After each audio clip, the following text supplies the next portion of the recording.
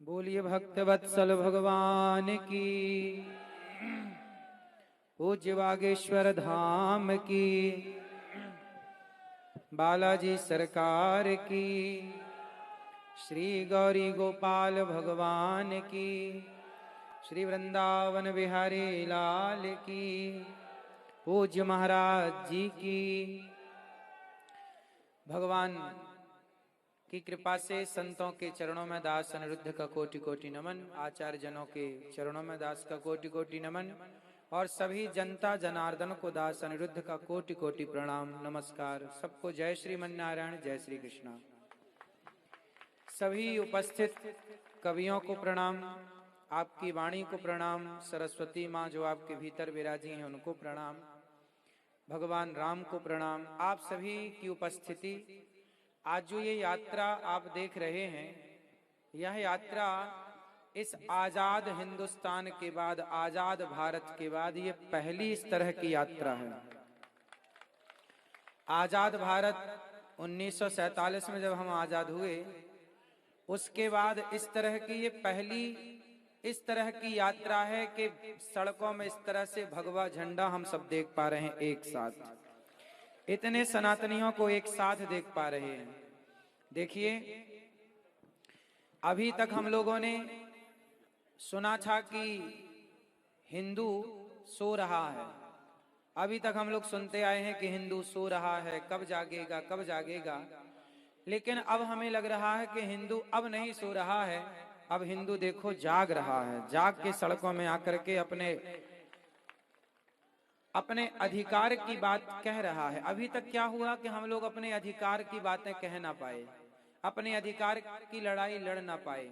हम बटे थे, और इस बंटवारे में आपको पता है हम कितने वर्षों तक गुलाम रहे अंग्रेजों के और मुगलों के। कितने वर्षों तक गुलाम रहे? 500 साल तो मुगलों की गुलामी की, 200 साल अंग्रेजों की गुलामी की। 700 सालों तक हम गुलाम क्यों रहे? अंग्रेजों ने क्या नारा दिया था? फूट डालो शासन करो, फूट डालो, जोर से फूट डालो। ये नारा किसने दिया? अंग्रेजों ने दिया। हम सबके बीच में फूट डाली। क्या फूट डाली? हम लोगों को आपस में लड़ाया। हम फूट डालो शासन करो की राजनीति पे उलझे रहे, हम आपस में लड़ते रहे। हमने आपको पहले भी बताया है, पूज्य महाराज जी के द्वारा जो कन्याओं का विवाह हर वर्ष होता है, उस कन्याओं के विवाह में जब हम 2 वर्ष पहले पिछले वर्ष जब आए थे, तो महाराज जी के सामने ही, महाराज जी के साथ ही ये दास अनिरुद्ध ने कहा था, आपको याद होगा, हम कितने भाई हैं? 4 भाई हैं, ब्राह्मण, क्षत्रिय, वैश्य और। अच्छा, एक बात बताओ, पूज्य महाराज जी कह रहे हैं कि हिंदू राष्ट्र बनाओ, सरकार को निवेदन कर रहे हैं। आप सब सम्मिलित हैं यात्रा में, ये दास अनिरुद्ध भी आज यात्रा में सम्मिलित हुआ और हमें अच्छा लगा आप सबका दर्शन करके। अच्छा सोचो, सारा हिंदू समाज, सारा भारत चाहता है कि हिंदू राष्ट्र बने। आप में से कितने लोग चाहते हैं कि हिंदू राष्ट्र बने? अच्छा ये बताओ, महाराज जी जो काम, पूज्य बागेश्वर धाम सरकार जो कार्य कर रहे हैं, इस कार्य में हम सभी भारतवासियों को एकजुट होकर के एक मंच में खड़े होकर हिंदू राष्ट्र की मांग करनी चाहिए कि नहीं करनी चाहिए? अब हम विभाजित ना रहें, अब हम संगठित हो जाएं। कोई व्यक्ति चल रहा है तो हम या तो संग चलें, या फिर हम साथ में शारीरिक नहीं चल पा रहे हैं तो घर बैठे ही समर्थन करें। यदि आप सनातन को मजबूत करना चाहते हैं तो कुछ बातें ध्यान से सुनिए। एक तो पक्ष ये है कि देश हिंदू राष्ट्र बने। थोड़ी देर के लिए इमेजिन करो, सोचो, यदि ये भारत हिंदू राष्ट्र नहीं बना, थोड़ी देर के लिए सोचो, यदि ये भारत हिंदू राष्ट्र नहीं बना, और थोड़ी देर के लिए सोच लो कि आज दक्षिण भारत में आप जाओ तो इसी भारत में हमारे हिंदू अल्पसंख्यक हो गए कि नहीं? हाँ या ना? बहुत सारे राज्यों में हिंदू कम हो गए और अन्य लोगों की, विधर्मियों की संख्या ज्यादा हो गई। एक छोटी सी कल्पना करो, जरा सोचो कि यदि ये भारत मुस्लिम राष्ट्र बन जाए, यदि ये भारत हिंदू राष्ट्र हम चाह रहे हैं कि बने, यदि हिंदू राष्ट्र के लिए हिंदुओं ने समर्थन नहीं दिया, यदि हिंदू खड़े नहीं भये, और जरा सोचो कि यदि ये देश मुस्लिम राष्ट्र बन गया तो मुझे एक प्रश्न का उत्तर देना। यदि ये देश मुस्लिम राष्ट्र बना, यदि इस देश में मुसलमानों की संख्या बढ़ी, तो जानते हो क्या होगा? क्या इस देश में आपकी बहन बेटियां, क्या आप इस देश में यदि ये मुस्लिम राष्ट्र बनता है, मुसलमानों की संख्या बढ़ती है, तो क्या इस देश में आप सुरक्षित रह पाओगे? अच्छा, क्या फिर इस देश में सिख लोग सुरक्षित रह पाएंगे?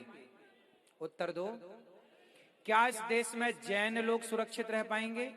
अब जैन कहें, सिख कहें कि जी हम हिंदू राष्ट्र में हम सहयोग क्यों करें, क्योंकि आप तो हिंदू राष्ट्र की बात कर रहे हैं।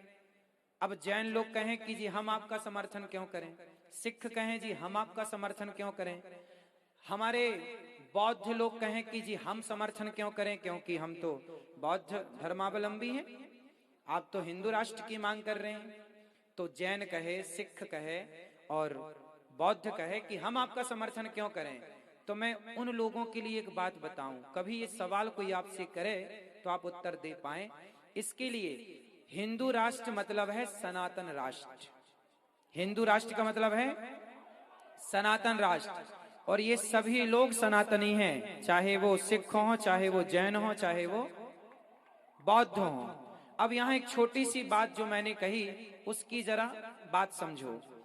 यदि जैन कहते हैं कि हम आपका समर्थन क्यों करें, क्योंकि आप तो सनातन राष्ट्र बनाना चाहते हैं, हिंदू राष्ट्र बनाना चाहते हैं, तो उन जैन भाइयों से पूछना, उन सिख भाइयों से पूछना, उन बौद्ध भाइयों से पूछना कि यदि ये भारत मुसलमानों के कब्जे में आया और ये मुस्लिम राष्ट्र रहा, तो बताओ क्या ये मुसलमान फिर सिखों को रहने देंगे? क्या ये मुसलमान जैनों को रहने देंगे? क्या जैनों की और सिखों की बहन बेटियां सुरक्षित रहेंगी? क्या बौद्ध सुरक्षित रहेंगे? इसलिए सनातन सुरक्षित है तो सिख, जैन, बौद्ध, संपूर्ण विश्व सुरक्षित है। यदि सनातन सुरक्षित नहीं है ना मेरे भाइयों, तो कोई आपको बचाने वाला नहीं है। इसलिए कहता हूं कि सनातन का समर्थन सबको करना चाहिए। हमारे जैन भाई ये भी सनातनी हैं, हमारे सिख भाई ये भी सनातनी हैं, और हमारे बौद्ध भाई ये भी सनातनी हैं। हम सबको सनातन का साथ देना चाहिए। सब एक हैं। यदि बट गए, जैसे हम बात करते हैं जातियों की, ब्राह्मण, क्षत्रिय, वैश्य, शूद्र, हम इन जातियों में तो बटे हैं, लेकिन एक बात बताओ, क्या जैन और हिंदू अलग हैं? जैनों के भगवान हैं भगवान ऋषभ देव जी, 24 तीर्थंकर में एक तीर्थंकर भगवान ऋषभ देव जी हैं, हाँ या ना? अब ये बताओ कि जैन ऋषभ देव जी को मानते हैं और हम लोग 24 अवतारों में एक अवतार हम लोग भगवान ऋषभ देव जी को मानते हैं। हमारे 24 अवतारों में भी एक अवतार कौन है? भगवान ऋषभ देव जी। तो जैन और हिंदू, जैन और हम सनातनी, हम दोनों की विचारधारा एक है कि नहीं? माना कि मत अलग अलग हो सकते हैं, विचारधाराएं अलग अलग हो सकती हैं, पर हम हैं तो एक ना। इसलिए मैं जब बात करूं सनातन की, मैं जब बात करूं सनातन धर्म की, मैं जब बात करूं हिंदू राष्ट्र की और सनातन राष्ट्र की, यदि कोई आपको कहे कि जी हिंदू राष्ट्र बन रहा है, हम क्यों नहीं, ये सनातन राष्ट्र है। हिंदू राष्ट्र मतलब सनातन राष्ट्र, और सनातन राष्ट्र बनेगा, हम सुरक्षित रहेंगे। सनातन कहते हैं ना कि नींव यदि बचेगी, नींव मजबूत है तो इमारत टिकी रहेगी, कितना भी तूफान और कितना भी भूकंप आए। नींव कमजोर है, इमारत कितनी सुंदर है तो ढह जाएगी, गिर जाएगी। तो इस दुनिया की नींव सनातन ही है। सनातन सुरक्षित है तो सब सुरक्षित हैं। यदि सनातन हिला तो सब हिल जाएंगे, फिर कौन बचेगा? सवाल पूछिएगा आप कि क्या मुसलमान बाहुल्य यदि ये राष्ट्र हुआ तो क्या रहने देंगे वो किसी को? एक छोटा सा मैं एग्जाम्पल देता हूं आपको। पृथ्वीराज चौहान का नाम तो सुना होगा। पृथ्वीराज चौहान इतने बढ़िया राजा थे, इतने अच्छे योद्धा थे कि उन्होंने मोहम्मद गौरी को कई बार पराजित किया। इतिहास पढ़ा होगा आप लोगों ने। लेकिन क्या हुआ, जब पृथ्वीराज चौहान का विवाह हुआ संयोक्ता के साथ, तो संयोक्ता के पिता थे, जानते हो संयोक्ता के पिता का नाम क्या था? जयचंद। जयचंद को ना गुस्सा आई कि मेरी बेटी से इसने ब्याह क्यों कर लिया। देखिए आपस का द्वेष, आपस की नफरत, यदि हम आपस में लड़ बैठेंगे तो देश को कौन संभालेगा? कोई भी बाहर वाला अपने घर से हमें निकालेगा। दीवानों जरा होश करो मेरे देश प्रेमियों, आपस में प्रेम करो देश प्रेमियों। देखो जरा, पृथ्वीराज चौहान इतने अच्छे राजा थे, मोहम्मद गौरी भारत का दुश्मन था, उसको पराजित भी किया, लेकिन जयचंद ने जाकर के मोहम्मद गौरी से हाथ मिला लिया और मोहम्मद गौरी से बोला कि एक काम करो, हमारी सेना और तुम्हारी सेना मिल करके अपन पृथ्वीराज को हराते हैं। लेकिन शर्त रखा जयचंद ने कि एक काम करना कि आप दिल्ली के, आप सारा खजाना तो आप ले जाना, सोना पृथ्वीराज का तुम लूट लेना, लेकिन दिल्ली की जो गद्दी है वो मुझे दे देना। तो मोहम्मद गौरी बोला ठीक है, क्या दिक्कत है। अब मोहम्मद गौरी की सेना हो गई ज्यादा, उसका बल हो गया ज्यादा, क्योंकि जयचंद ने साथ दे दिया। अब जब साथ दिया, समर्थन दिया, तो पृथ्वीराज को उन्होंने, जब वो शयन कर रहे थे, अधर्म से पकड़ लिया और ले गए और आंखें फोड़ दी, आप सब जानते हो। फिर क्या हुआ, जयचंद ने बोला मोहम्मद गौरी से चलो अब दिल्ली की सत्ता दो, सोना तुम ले जाओ, सत्ता हमें दे जाओ। तब जयचंद को मोहम्मद गौरी ने चौराहे पर खड़ा करके मारा। उस जयचंद को कहा मोहम्मद गौरी ने कि मूर्ख, जब तू अपने देश के लोगों का सगा ना हो सका, जब तू अपने सगे दामाद का सगा ना हो सका, तो तू मोहम्मद गौरी का सगा होगा जयचंद। जयचंद को मार दिया, तू गद्दार है। एक बात बताऊं, इस सनातन यात्रा में ना, जो ये यात्रा निकल रही है, हम सबको इस यात्रा से जुड़ना चाहिए और इस अच्छी यात्रा का समर्थन करना चाहिए। वरना जयचंद जैसे लोग समाज में जो मोहम्मद गौरी का साथ देते हैं, तो मोहम्मद गौरी साथ लेके जीत तो जाएगा, लेकिन तुम्हें छोड़ेगा नहीं। इसलिए सनातनियों, सनातन का साथ देना, धोखे से भी किसी और का साथ मत देना, क्योंकि तुम्हारी यार में वो हमें तो पराजित कर देंगे, लेकिन तुम्हें भी नहीं छोड़ेंगे। ये बात हर उस जैन भाई के लिए है, हर उस सिख भाई के लिए है, हर उस बौद्ध के लिए है, जो सोचते हैं कि आप तो सनातन यात्रा निकाल रहे हैं, हमारा क्या लाभ है। तो मैं चाहूंगा कि भारत का प्रत्येक सिख हो, जैन हो या बौद्ध हो, प्रत्येक व्यक्ति को आकर इस सनातन यात्रा का साथ देना चाहिए और अपनी रक्षा करनी चाहिए। ये हिंदुओं की यात्रा ही है ऐसा नहीं, सबकी यात्रा है। क्यों जी, बात सही है। अब ये बताओ, हम जातियों में बट गए, ब्राह्मण बट गया, क्षत्रिय बट गए, वैश्य बट गए, शूद्र बट गए।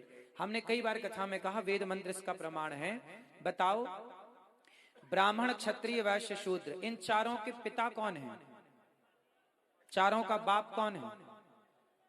बोलो। ये सब बातें आप याद कर लो, कोई भी पूछे तुरंत फट से जवाब दे दो। ब्राह्मणोस्य मुखमासीद बाहु राजन्यः कृतः ऊरु तदस्य जद वैश्यः पदभ्यांगुं शूद्रो अजायत। ये वेद वाक्य है। वेद वाक्य, वेद कहते हैं कि ब्राह्मण भगवान के मुख से प्रकट हुआ, क्षत्रिय भगवान की भुजा से प्रकट हुआ, वैश्य भगवान की जंघाओं से प्रकट हुआ, शूद्र भगवान के चरणों से प्रकट हुआ। तो बताओ, चारों का बाप एक है कि नहीं? एक भगवान से तो चारों पैदा भये। जब तुम्हारा बाप एक है तो तुम झगड़ा किस बात का कर रहे हो? जब चारों का बाप एक है तो झगड़ा किसका है? क्यों जी? इसलिए हमारे पिता एक हैं, भगवान नारायण सबके पिता। तो तुम चार भाई हो, हमें कैसे रहना है यहाँ पर? भाई की तरह। ब्राह्मण हमारा भाई है, क्षत्रिय हमारा भाई, वैश्य और शूद्र हमारा भाई है। हमने कभी माता, भगवान राम ने माता शबरी को गले लगाया कि नहीं? जूठे बेर खाए कि नहीं? निषाद को गले लगाया कि नहीं? जब हमारे भगवान शबरी और निषाद को गले लगाने में संकोच नहीं करते, तो हम अपने दलित वंचित भाइयों को, कोल भील भाइयों को गले लगाने से क्यों शर्माए? हम सबको गले लगाएंगे। तो सबको गले ही तो लगाना है। ऊंच नीच हमारे देश में देखो, पहले भी ना जातियां बनी थी, जातियां व्यवस्था के लिए बनाई गई थी। जैसे ये मध्य प्रदेश है और बगल में उत्तर प्रदेश है, फिर झारखंड है, फिर बिहार है। अच्छा ये बताओ, मध्य प्रदेश की पुलिस क्या उत्तर प्रदेश में काम कर सकती है? क्या उत्तर प्रदेश की पुलिस मध्य प्रदेश में काम कर सकती है? उत्तर दो, नहीं काम कर सकती। क्यों? अच्छा ये बताओ, भारत एक है कि दो है? बोलो। भारत एक है, लेकिन एक भारत में ही राज्य बहुत सारे हैं। क्या बहुत सारे हैं? राज्य। ये उत्तर प्रदेश है, ये मध्य प्रदेश है, ये झारखंड है, ये गुजरात है, ये राजस्थान, फला फला राज्य। क्यों बने राज्य? व्यवस्था के लिए, कि आप इस राज्य के हैं तो आपको ये व्यवस्था मिलेगी, यहाँ की सरकार संभालेगी। ये इतना बड़ा देश है ना, तो व्यवस्था बनानी पड़ेगी। जैसे मंच की व्यवस्था ये लोग बना रहे हैं, वहां की व्यवस्था कोई और बना रहा है, यात्रा में साउंड की व्यवस्था कोई कर रहा है, लाइट की व्यवस्था कोई कर रहा है, आपके भोजन की व्यवस्था कोई कर रहा है। सारा काम महाराज जी तो नहीं कर पाएंगे। महाराज जी ने व्यवस्थाएं सौंप दी, भाई ये काम आपको करना है, ये काम आपको करना है, ये काम आपको करना है। हाँ या ना? आप भी जब बेटी का ब्याह करते हो तो काम सौंपते हो ना? उसी तरह हमारा इतना बड़ा देश था, हमारा इतना बड़ा सनातन धर्म था, तो हमारे ऋषि मुनियों ने व्यवस्था बनाई 4 भागों में। ब्राह्मण किसी का नाम नहीं है, ब्राह्मण कोई जाति नहीं है, ब्राह्मण की व्यवस्था है। ब्राह्मण की व्यवस्था क्या थी? वेद पढ़ना, वेद पढ़ाना, यज्ञ करना, यज्ञ कराना, दान लेना, दान देना। पहले के जमाने में बताओ, राम जी पढ़ने कहां गए? वशिष्ठ जी के यहाँ। कृष्ण पढ़ने कहाँ गए? सांदीपनी जी के यहाँ, गुरुकुल में। पहले ब्राह्मण ही पढ़ाता था और पढ़ाने का कोई शुल्क नहीं होता था। जब से विद्या पैसे से पढ़ाई जाने लगी, जब से शिक्षा बिकाऊ हुई, तब से यहाँ नौकर पैदा होने लगे देश में। वरना पहले चंद्रगुप्त सम्राट पैदा करते थे, चाणक्य। चाणक्य ने पढ़ाया चंद्रगुप्त को, क्या बनाया? बोलो। चंद्रगुप्त को नौकर बनाया कि सम्राट? हाँ, जब पहले चाणक्य ने क्या चंद्रगुप्त को पढ़ाने की कोई फीस ली? बोलो। नहीं ली ना, कोई फीस नहीं ली। तो चंद्रगुप्त को पढ़ाकर चाणक्य ने सम्राट बनाया। पहले वशिष्ठ जी ने पढ़ाए राम को, तो सम्राट बना के बिठा दिया। कृष्ण जी को पढ़ाए पंडित जी ब्राह्मण सांदीपनी ने, सम्राट बना के बिठा दिया। पहले की शिक्षा बिकाऊ नहीं थी, पहले ब्राह्मण पढ़ता था और शिष्य को निस्वार्थ भाव से पढ़ाता था। सुनो, गुरु द्रोणाचार्य का नाम तो सुना होगा। ये बताओ, गुरु द्रोणाचार्य के बेटे का नाम क्या था? अश्वत्थामा। खुद का बेटा था ना, लेकिन अर्जुन, अब बताना, समझना, अर्जुन ज्यादा बड़े धनुर्धर थे कि अश्वत्थामा बड़ा धनुर्धर था? जोर से। क्यों? यदि अर्जुन को पढ़ा सकते हैं गुरु द्रोणाचार्य, तो खुद के बेटे को भी तो पढ़ा सकते थे ना। अर्जुन को इतना बड़ा योद्धा बना सकते थे, तो खुद के बेटे को भी तो बना सकते थे ना। क्यों नहीं बनाए? बताओ। क्योंकि जो ब्राह्मण था ना, ब्राह्मण जो होता है वो पढ़ाता है, तो वो ये देख कर पढ़ाता है कि ये विद्या का प्रयोग कहाँ करेगा, ये पढ़ने योग्य है या नहीं, ये विद्या का सदुपयोग करेगा कि दुरुपयोग करेगा। उनको समझ आ गया कि मेरा बेटा मेरी विद्या का मिसयूज कर सकता है, इसलिए कुछ विद्याएं उन्होंने अपने पुत्र को ना दे करके अर्जुन को योग्य मान करके अर्जुन को पढ़ाया। ये पहले का ब्राह्मण था।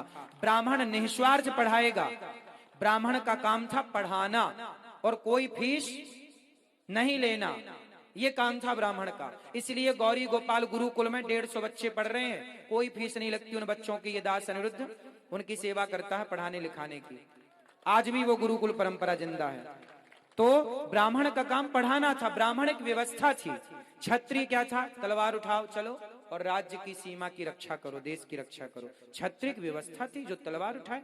वैश्य जाओ पैसे कमा के लाओ, देश को मजबूत करो, पैसा कमाओ। शूद्र की व्यवस्था थी कि तुम सबके साथ, जैसे लोहार, तलवार पृथ्वीराज चौहान के बाद जो तलवार थी, वो तलवार किसने बनाई थी? महाराणा प्रताप के पास तलवार थी, झांसी की रानी के पास तलवार थी, तो क्या झांसी की रानी खुद ने तलवार बनाई थी? कोई लोहार ही तो बनाया होगा, नहीं बनाया होगा। तो जितना बड़ा योगदान झांसी की रानी का है तलवार चलाने में, तो क्या उस लोहार का नहीं है तलवार बनाने में?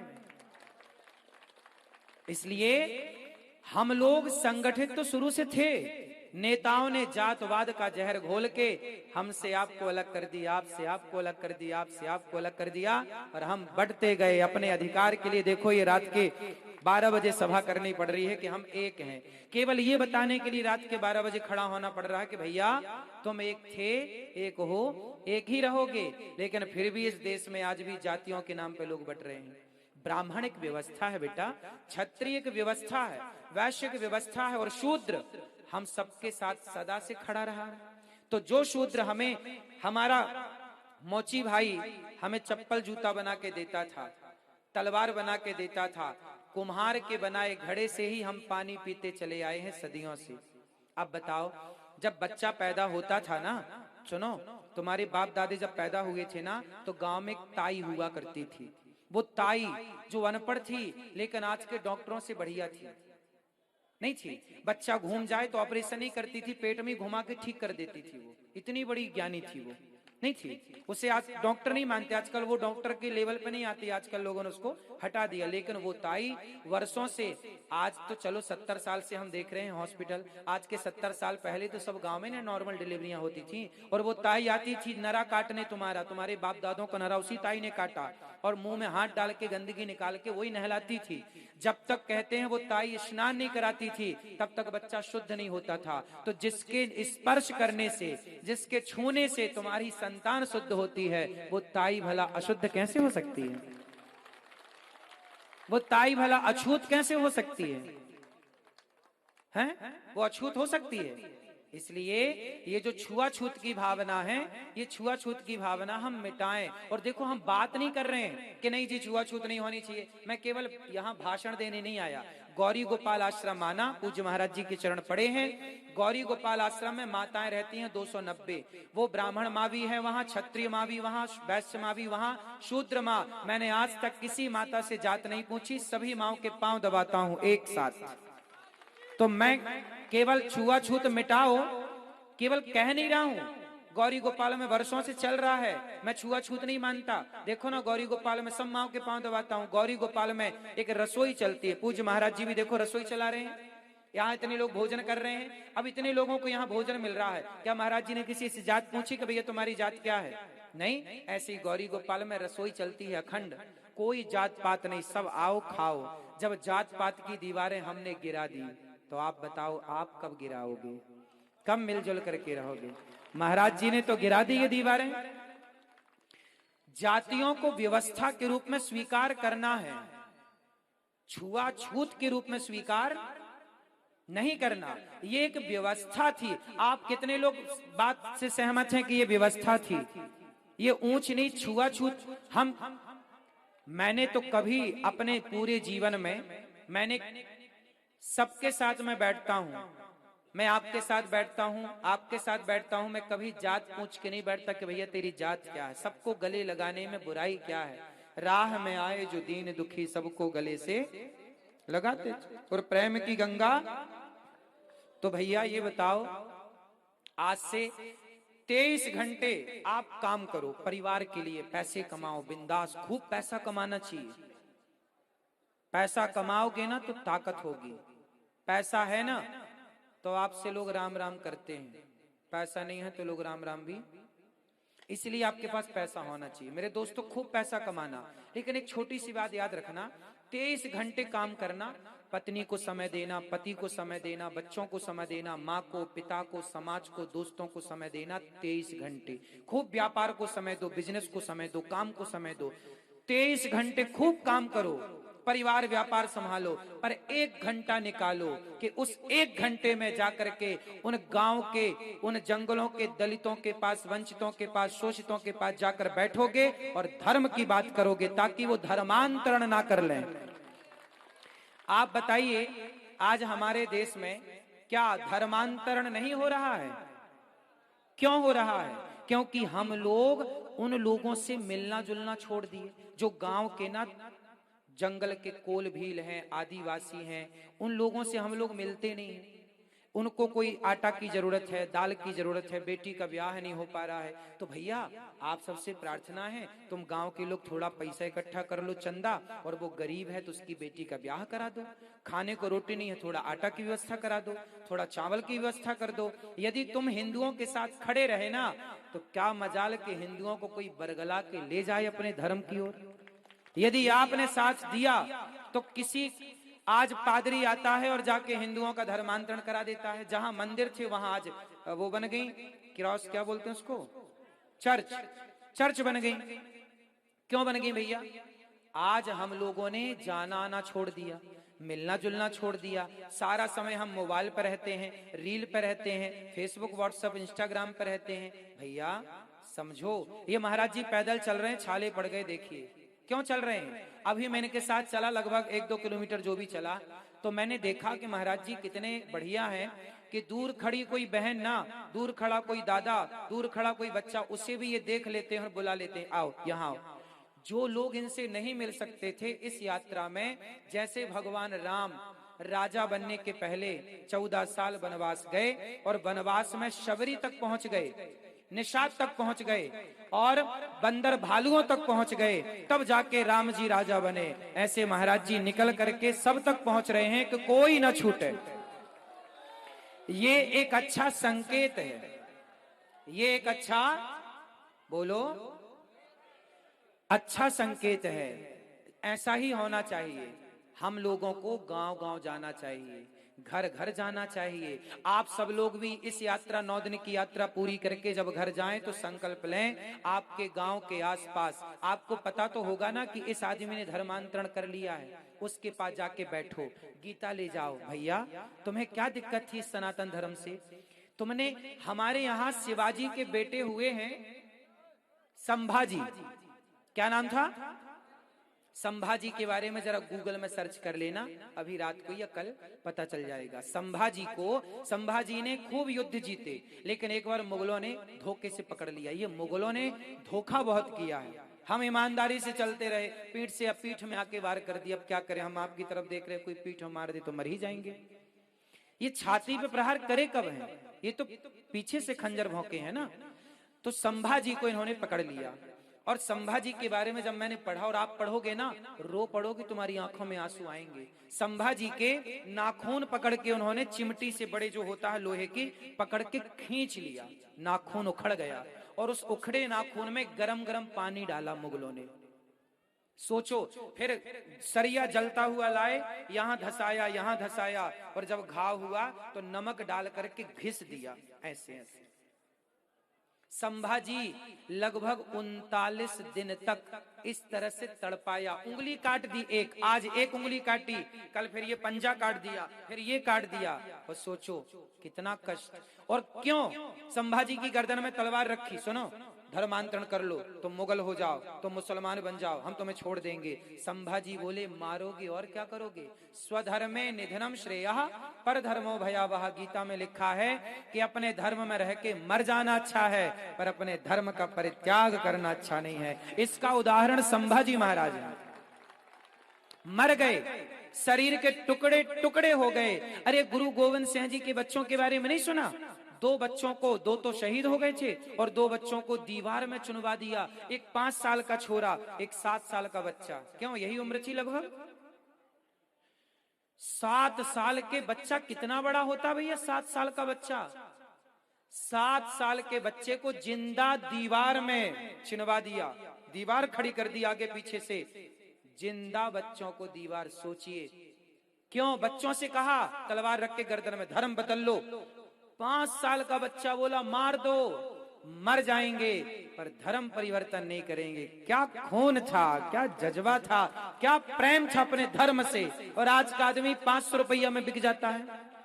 500 रुपया कोई दे दे, 1000 रुपया कोई दे दे, तो आदमी धर्म परिवर्तन करने को तैयार है। मेरे दोस्तों, ये सब इसलिए हो रहा है कि आप जैसे युवा अभी हमारे गांव के वंचितों तक, शोषित तक, आदिवासी दलित भाइयों तक पहुंचे नहीं है। आपसे मेरी हाथ जोड़ के प्रार्थना है, पूज्य महाराज जी की भी आपसे यही प्रार्थना है। और ये यात्रा इसीलिए निकाली गई है कि महाराज जी सब तक पहुंचे। मुझे बहुत अच्छा लगा जब मैंने सुना कि महाराज जी ने यात्रा निकाली, मैं लालायित हो गया और इनके प्यार ने मुझे खींच लिया, आप सबके प्यार ने खींच लिया और आज आप सबके बीच में सेवा करने के लिए दास हाजिर हैं।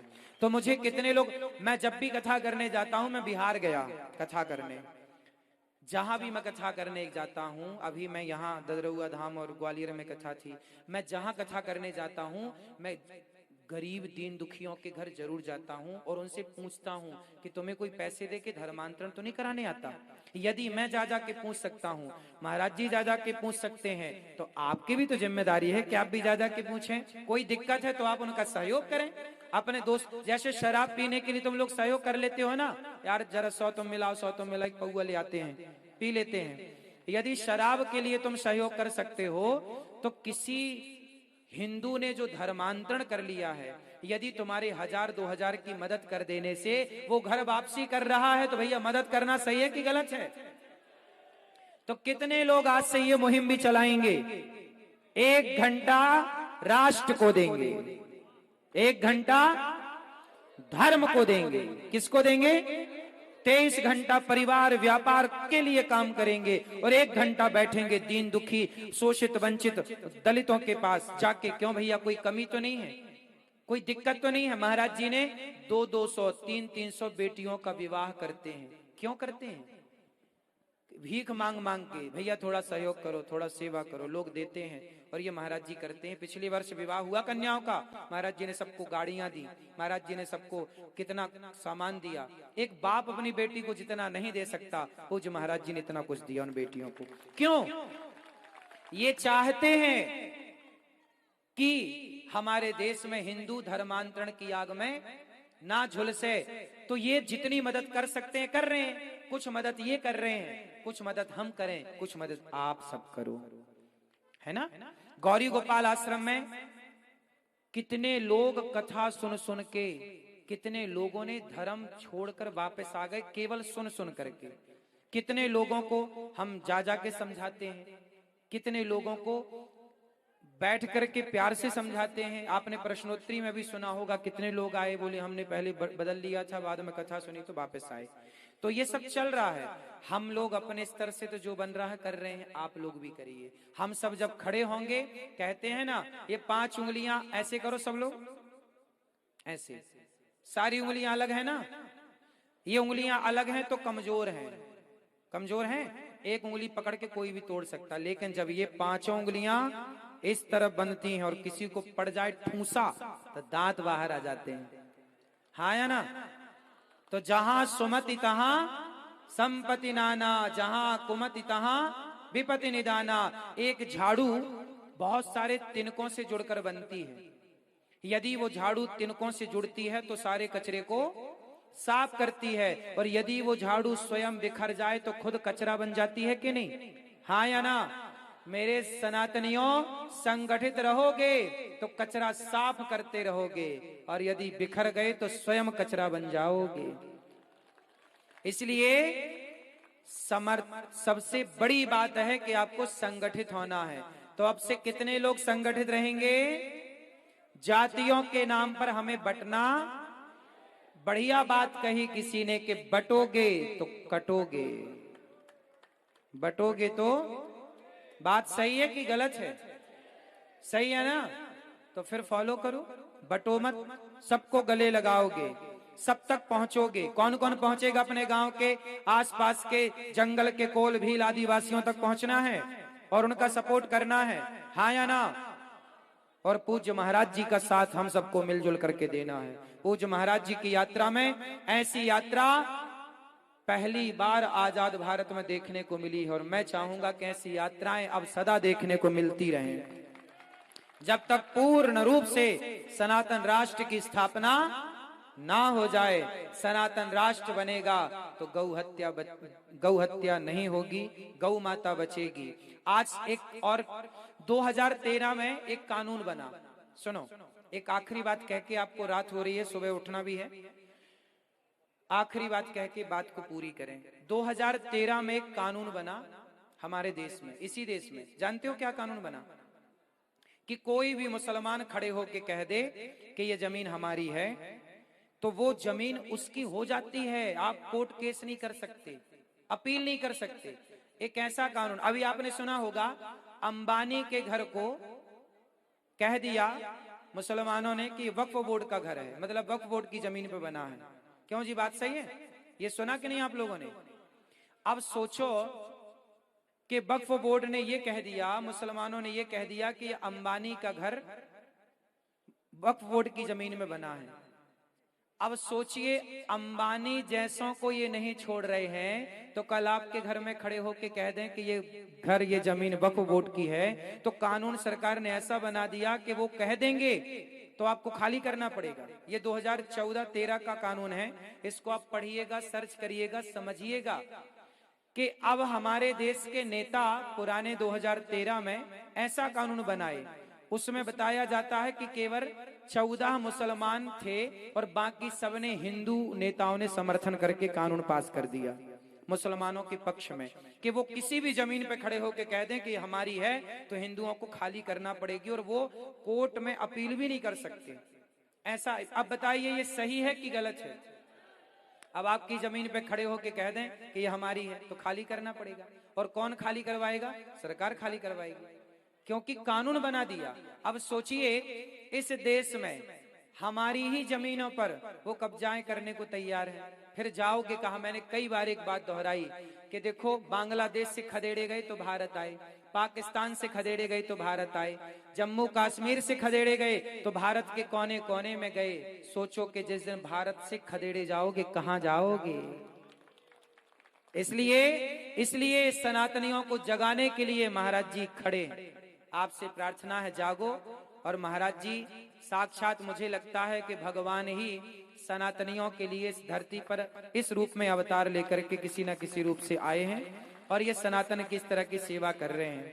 ये हमारे सनातन संस्कृति के लिए बब्बर शेर हैं और इनका साथ सदा हमें देना चाहिए, कंधे से कंधा मिलाकर खड़ा होना चाहिए। और मैं तो भारत के सबको निवेदन करूं कि महाराज जी जो काम कर रहे हैं बढ़िया कर रहे हैं। और सुनो, हम लोग बच्चे हैं, यदि हम लोग कोई गलती भी करें ना तो हमारे बड़े संत हैं, साधु हैं, वो आके हमें 2 थप्पड़ भी जमाए, कान पकड़ के भी कहें कि भाई आप ये गलत कर रहे हो, ये वो मार्गदर्शन करें। हम तो कहते हैं कि हम गलत हैं तो हमें आप समझाओ कि भाई ये आपने गलत कहा, हम उसे सुधार करेंगे। लेकिन यदि अच्छा काम कोई कर रहा है तो सबको साथ जरूर देना चाहिए। क्यों जी? यदि हम कोई गलत कदम रखें तो हमें समझा दो कि भैया आप ये गलत है, हम सुधार कर लेंगे। बच्चा गलती करता है तो मां थप्पड़ जमाती कि नहीं? बोलो। तो मैं भारत के तमाम साधु संतों से, तमाम बुद्धिजीवियों से, तमाम लोगों से प्रार्थना करूंगा कि इस यात्रा में आकर के अपना समर्थन दें और सनातन धर्म के लिए कंधे से कंधा मिलाकर चलने की जरूरत है, आगे बढ़ने की जरूरत है। तब एक अच्छे राष्ट्र का निर्माण होगा, तब एक अच्छे भारत का निर्माण होगा। बोलिए भारत माता की, भारत माता की, बागेश्वर धाम की, बागेश्वर धाम की, गौरी गोपाल भगवान की, गौरी गोपाल भगवान की। सबको राधे राधे, राधे राधे।